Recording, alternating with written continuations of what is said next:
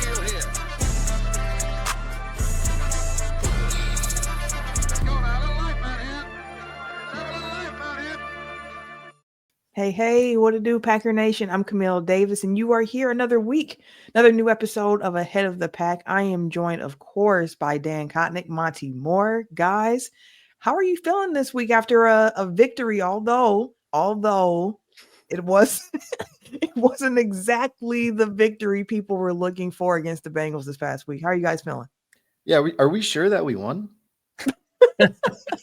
Based on reactions, some of them, yeah.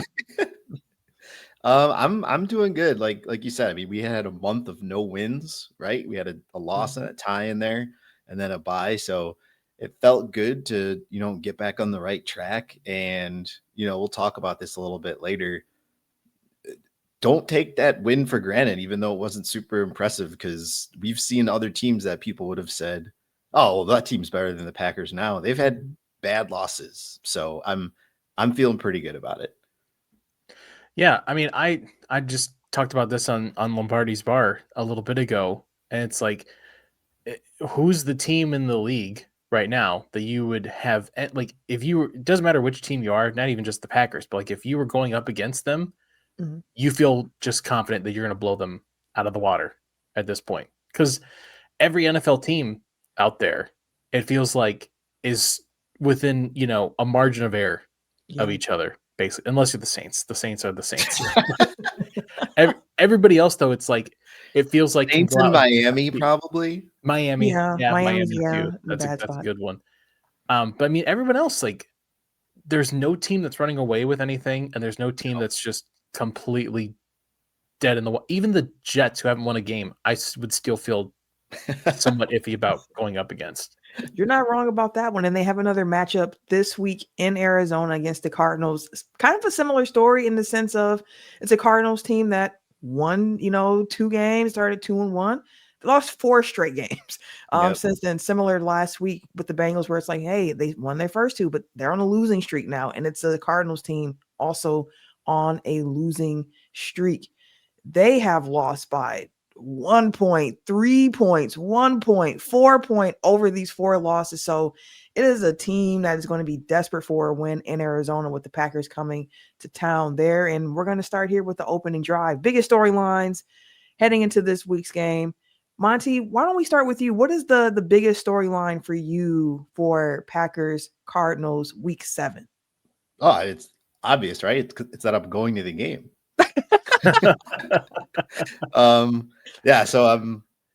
I think it's kind of gonna be, can the Packers continue what looks like the offense kind of waking up, right? Josh Jacobs got going against the Bengals there. He had 130 total yards or something like that. 125, 140, I think. Yeah. 140. Okay, yeah. So he was productive in the pass game, obviously productive on the ground. I don't think it's any secret that Zach Tom and Aaron Banks, both coming back, looked good. So can Zach Tom go this game without blacking out? Because he said he basically didn't remember some of the game from the pain, which is, and I like to kind of go off on a side note here before I get back to this though. What do you guys think? Like, do you think that they should put him on that 4-game IR now that Anthony Belton looks like he's healthy? Just because if you're in this much pain, like game to game, and now they have 13 weeks in a row that he's going to have to play, like, you would hate for him to like gut all this out and then get hurt right before the playoffs, right? Or not be able to finish a playoff game.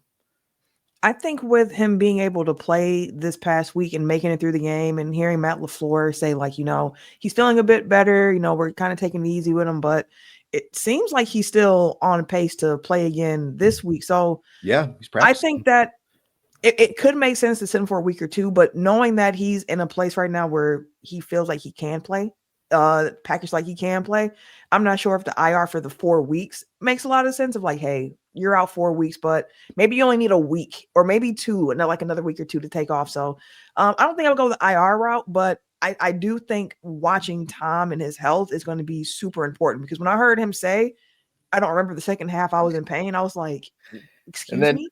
then you had Elton Jenkins mic'd up for the game. I don't know if you guys see that video. He was like, "You're jogging like an old ass man." Tom couldn't even respond. He just kept running. Tom sounded like he was completely winded coming down on that one. Bloody man. No, I agree. I don't think it needs to be an IR, and I think actually even Belton coming back means you can play a little bit more fast and loose. Not that you play that, play that with injuries.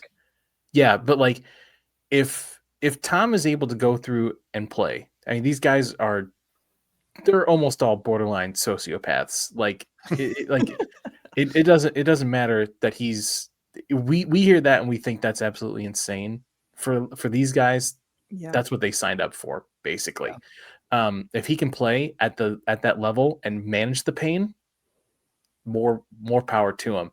I think it helps though having Anthony Belton back there. Maybe you rotate him for a series or two, give him the field goal unit off kind of thing. But yeah, I mean, it's what is Matt always says, like the best 5 guys out there. And Zach Tom's one of those 5. Yeah, he is. Yeah. So just getting back to what I was saying was like kind of my leading opening drive is, yeah, I mean, the offense, if they score exactly 27 points, they win, apparently. Like, this is the way this season has gone. But like you saw, Love looked like he was loosening up a little bit. He's now fully off the injury report. That connection with him and Matthew Golden is developing more and more every week. I think this is kind of going to be a game where I think they're going to try to be a little bit more, I'm not going to say aggressive necessarily, but to kind of play more of a complete game, because they're heading into a stretch where they're going to have to score some points to beat some of these teams after Arizona. And, we record this on Wednesday. Watson's practicing. We don't know if he's going to come back for this one or do they hold him off a couple more weeks. But yeah, for me, all my eyes are on the offense this game, because it seems like they're going to be facing Jacoby Brissett. So I'm not really sure how worried you are defensively. Yeah, that's fair. I mean, Jacoby was putting them up last week too. Yeah, I mean, he's to be fair, another smart veteran QB that can get the ball out quick if you have to. We just saw Joe Flacco do that. But I mean, they have so many questionable players, like Marvin Harrison Jr. Might not play in this one because, again, we don't know how the rest of the week's going to go for practice. But I'm all eyes on offense this week.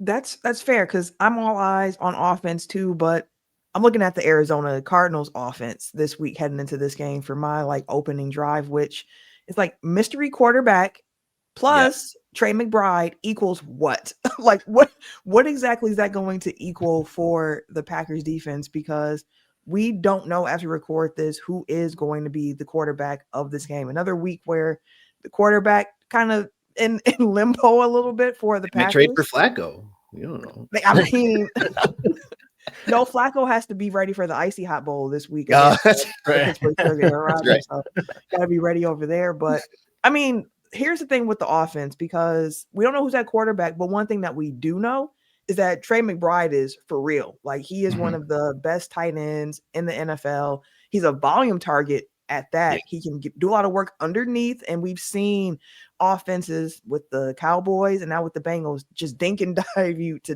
death pretty much. And Trey McBride fits the prototypical type of guy who could really eat. If you're going to be like, we're not going to give you explosive plays, try and get underneath, and McBride's going to be like, okay, cool. I will do that. And the Packers defense has been good against the pass, but tight ends have led opposing teams in receiving yards in 3 out of the 5 games against the Green Bay Packers so far this year. Could be another matchup where McBride really feasts. So I'm really curious just to see kind of how this Cardinals offense looks, especially if there's no Kyler Murray, because he's also like their leading rusher. The run game hasn't been really good for. Kyler's been hurt. Yeah. Injuries have played a big part in that. So like, I'm just really curious what this Cardinals offense looks like, because if they want to keep up with the Packers, they're going to have to score. And I think McBride, is a very important piece for them. Not sure it's going to be enough though. Yeah, I think that's a good point, because the Packers pass rush the easiest way to negate it, Micah Parsons is still playing phenomenal, but you've got these, wily old vets. The ball's coming out in 2 seconds, right? Mhm. And like you said, McBride is a great security blanket. So he's going to get a ton of targets, right? He'll get some of that underneath stuff.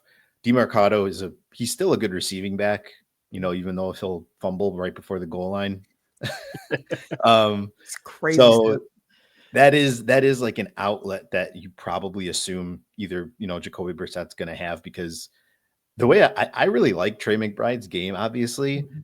if the Packers didn't roll like 5 deep at receiver, I think that's what Tucker Kraft would be. Mm. Like, I Yeah. think they play very similarly. I think they're both crazy. But the Packers just have so many more mouths to feed to go around. Because with the Cardinals, you're looking at, okay, it's Marvin Harrison Jr., then Trey McBride, right? So I think that is probably a key matchup, which is it's going to be a good test for the defense, specifically across the middle with that tight end position, Mhm. because I think we all agree we kind of need to see a little bit more Edrin Cooper.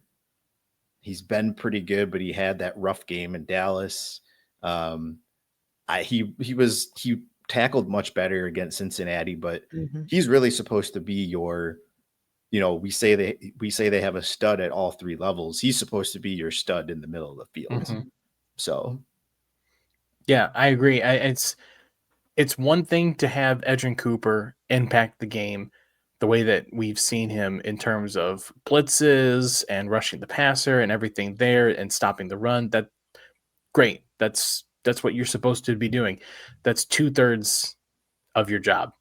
yeah, You need the best middle linebackers, the best guys in the middle of that field can take away everything, in the middle there. And that's where the Packers get dinked and dunked all the time. Yeah. mm-hmm. Um, yeah, you need to see that if Edgerrin Cooper wants to take the next step, I was calling it after week number 2.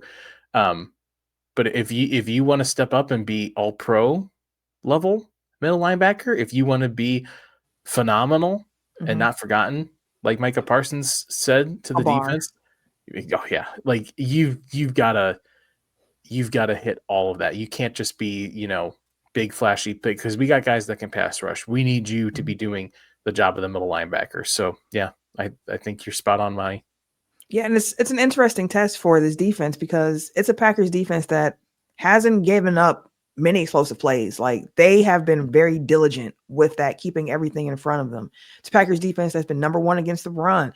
Like we know the bones of this defense. It's a good defense. And I think over the last couple of weeks here, especially with like how the second halves have kind of turned for the defense, I think really more than anything, it's just been like the pass rush hasn't been as consistent.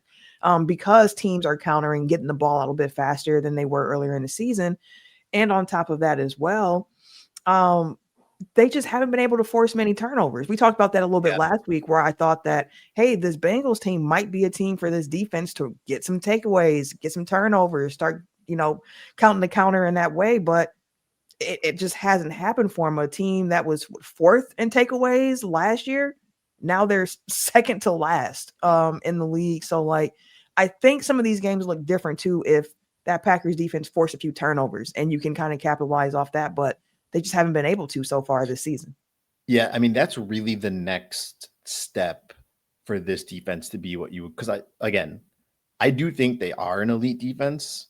Um, but in order to feel that impact, they do Mhm. just they got to start generating those, because they have one, what I would call real turnover, right? It's that first week game against Mm-hmm. Detroit. Micah Parsons forces the quick throw. Evan Williams picks it off. Like, other than that, it's the arm punt at the end of the Yep. first half against Cleveland.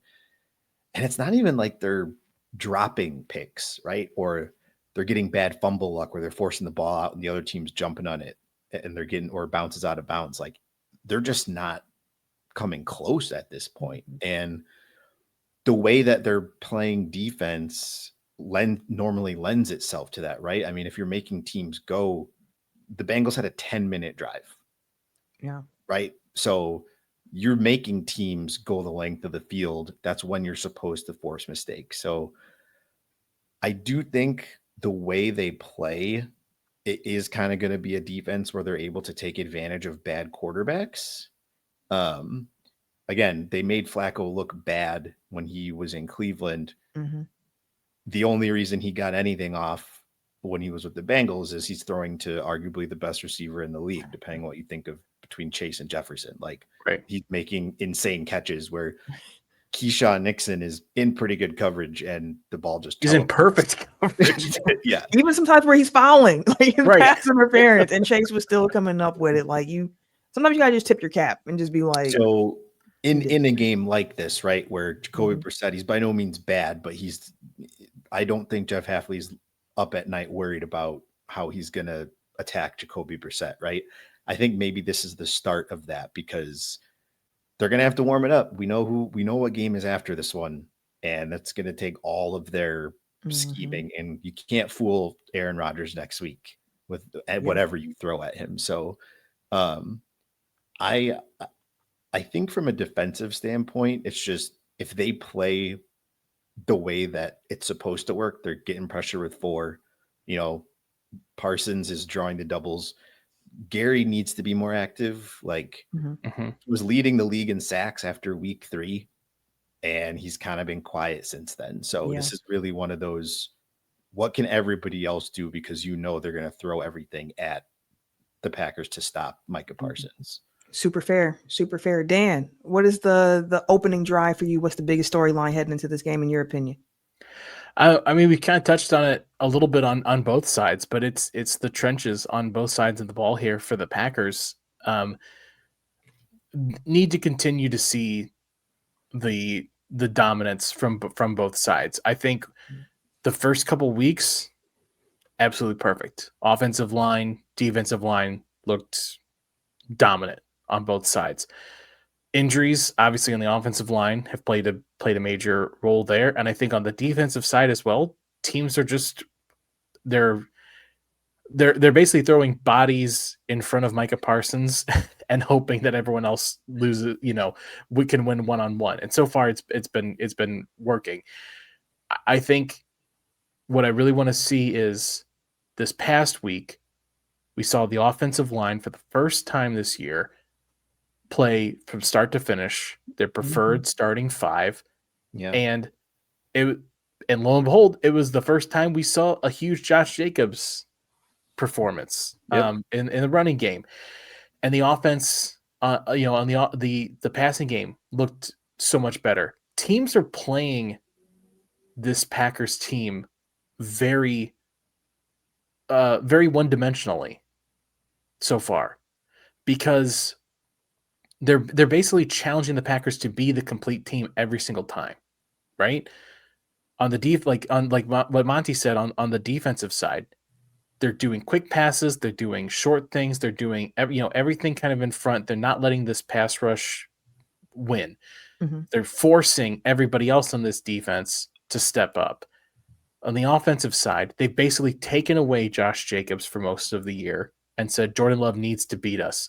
Most of the time, the Packers have been able to do that. The times that they've faltered against the Browns, against the Cowboys, is when the rest of this team doesn't step up, or I should more specifically say when the guys on the trenches aren't able to hold their own, and everyone else is not able to kind of pull their own weight alongside of it. So I want to see a huge game from the defensive line, the pass rushers. Let's get back. Let's find that again, that secret sauce again, where we're getting the pass rush, we're getting in front of guys, and let's get Jacoby Brissett under pressure and hope that it, kickstarts something behind the line or behind the defensive line. And on the offensive side, I just want to see another clean game from this offensive line. I don't need to see much more, but this offense is only working at full capacity when the offensive line plays like they did this past Sunday. And I think the Cardinals are one of the first teams you're going to go up against that, they still have guys, Calais Campbell, Josh Sweater still on the defensive line. They're not game wreckers like a Trey Hendrickson, like like Kenny Clark was in the middle there, like Myles Garrett, Aiden Hutchinson. Like this should be a trench battle that you should win easily on both sides. Not easily, but you should be able to win it. Go out and win it. And I will say about Calais Campbell. The Cardinals lose this game, they'll be what, 2-5? 5. Yeah. 2-5. The Rams are really good in the NFC West. 49ers are still Mhm. hanging around. I hope I know where you're going with this, Monty. Yeah, just Goody come down to the field after the game, just get in his ear. What do you think about because this is his farewell season, right? He came Right. back into Arizona. It's not working out here. The Cardinals aren't going to be in contention. How about you want to play for a contender? Packers need DT help desperately at this point. But yeah, he's really their, probably their best player up front. And I think it's going to be interesting too, because this is going to be a pretty much a home crowd for Green Bay. I can tell you last time the Packers came here, I went to that game too. That was the Rasul Douglas game. Mm-hmm. That was when the Cardinals were really good. They were like 7-1. They were undefeated going into that game, weren't they? They were 7-0 or something like that. And there were a ton of Packers fans at that game. The Cardinals have stunk this year. They're probably going to be playing a backup quarterback. I don't think a lot of Cardinal fans are going to be looking to keep their tickets. They're going to be selling them. So and that's part of my bet this week. So I'm looking forward to getting to that. So before we get to the bets, let's talk connections, because Dan, I'm definitely with you on this being a battle of the trenches, especially given the fact that on the Cardinals defensive line side, like the run defense has actually been pretty solid. Like they're top 15, I believe, run defense. It's just like they're a little vulnerable in the air, which you might not expect from this particular defense, but they have been a bit vulnerable in the air. And then on the Packers side, as you mentioned, that offensive line, they got to keep building those reps together for the Packers. Like getting through that game against the Bengals is a step in the right direction. Let's try to continue to stack that so we can get the continuity going. And hearing Josh Jacobs mention, like, the run game normally takes 3 to 4 weeks to get going. And it started getting going in Dallas a bit. And now you had some more momentum against Cincinnati. So like, can this run game and this offensive line continue to punish in that way, especially in some pretty decent comp in that area. So it'll be fun to see. But connections, what connections, Dan, have we found this week between the Packers and the Cardinals? Yeah, not much. There was one that happened today. Was it? Oh, I missed that. What was that? The Cardinals signed Guar to their 53. Did they really? Yeah. Yep. Wow. UFL star Josiah DeGuara. There you go. Revenge game loading. Wow. I did not see that. Wow. That's cool. I mean, probably see as much time as the one main one that I had on here, which was punter Pat O'Donnell. Oh yeah, that's right. Yeah, he is over there. Yeah. Punted for the Packers in 2022. That's literally the only player I could find that played on either team. But since we're talking about connections, it's not always just, did you play for this team? Did you play for this team? As we talked about, Matt LaFleur and Zach Taylor being buddies and everything. Yep. This is the Melton Bowl. That's right. I'm officially calling it the Melton Pot. I like that. I like it. No, yeah. It'd be interesting to see if these two even square, because I think Max Melton, the cornerback for the Cardinals, Bo's brother, obviously, I think he's been on the injury report, and I think he's questionable to play this week. It's one of those, if he can go, he's going to be better. Yeah, exactly. I'm hoping for a great like Disney Channel movie type scene where they, come straight at each other. Apparently Bill Melton's back on offense now. Doing it all. Doing it all at this point. He did get that. He got that one offensive play. Where he got smoked at the end. Yeah. I think he went over to the sideline and was like, don't call that again. No thanks.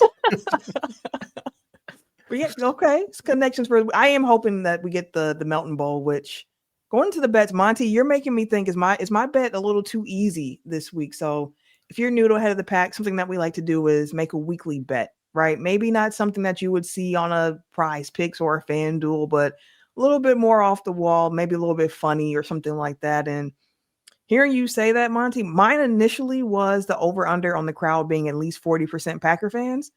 But that sounds like a very easy over. So I'm going to pivot and I'm going to actually go with, does Micah Parsons finally draw a holding call from an opposing offensive lineman in this game, knowing that this ref crew apparently is one They're of the flag most happy. flag happy ref Yes, crews in the league right tons of now? penalties.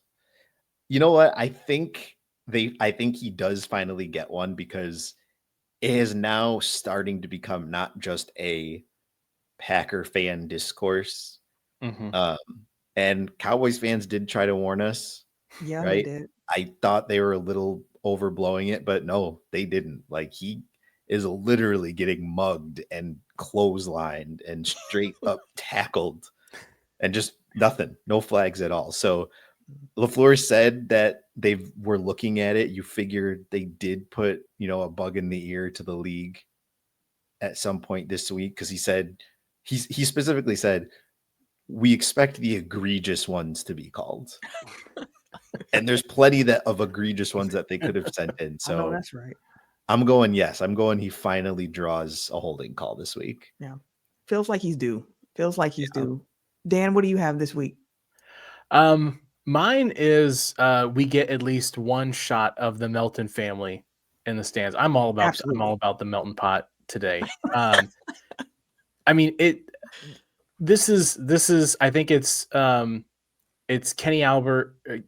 It's Kenny Albert. Yeah, Kenny Albert and Jonathan Vilma on So on the glad I'm call. going to the game. Yeah, God bless you, man, because that Jonathan Vilma is rough to listen to. He's the worst. No. There's no way that this crew doesn't address, like, especially if this game becomes like a blowout or out of hand in the fourth quarter or something. They're gonna need stories. Yeah. They need something to fill the time. They're gonna bring it up. Their parents are gonna be there. One's gonna be wearing the Cardinal jersey. One will be wearing the Packer jersey. Or the half and half. Or the half and half. Yeah. Yeah. Yeah, I'm with that. I definitely think we see the family in the audience for the Melton Pot game. Absolutely. Absolutely. Monte, what's yours? My bet is going to be similar to Camille's, but on the other side of the ball. Does Matthew Golden finally get a touchdown? My prize picks lineup would love it if he did. I keep saying, like, one of these weeks. One of these weeks. It's one of these weeks. Please let this be the week. Okay. We talked about this on Lombardi's Bar. I want to throw this out because I may come across as very lovable and friendly, but inside of me, there is a gigantic hater and troll.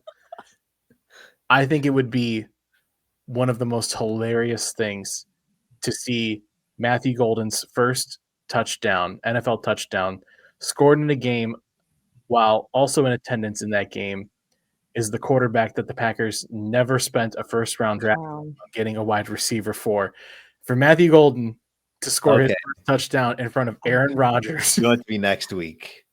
I see what you're putting down. The storylines, the drama, that the is intrigue. good for the storyline.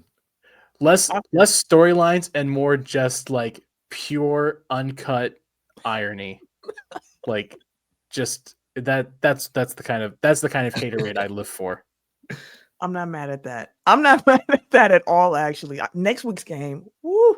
But we're not looking ahead. We are looking at this week. We're not looking that far ahead. Not looking that far. We're looking at just Arizona right now, which leads us to predictions on this particular game.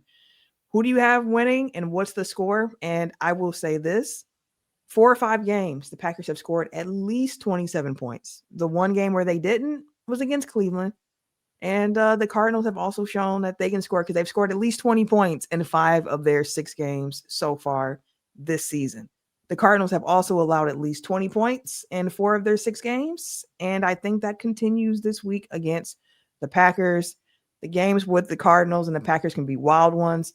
I'm going 33-24 Packers in this one.